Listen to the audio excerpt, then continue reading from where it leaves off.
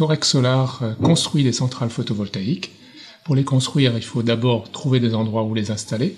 Donc, à côté de notre métier principal de construction de centrales, nous faisons aussi la recherche de sites pour pouvoir les implanter. Et une fois que ces centrales sont construites, on va les exploiter, c'est-à-dire les maintenir en fonctionnement, de telle sorte à ce qu'elles produisent le maximum d'énergie sur le réseau électrique.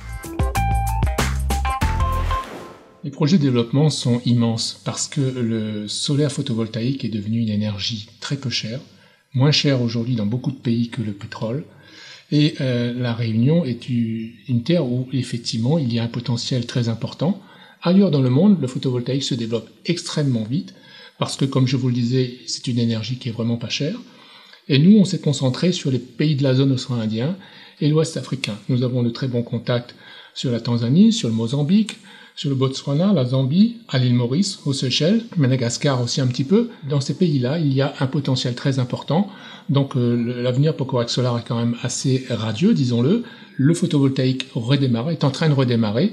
Et aujourd'hui, c'est un métier qui va devenir un métier comme tous les autres métiers du bâtiment et de l'énergie. Donc des constructions régulières et un développement continu parce qu'on a de plus en plus besoin d'énergie et on a de plus en plus besoin d'énergie propre. Et le photovoltaïque répond complètement à ces deux enjeux.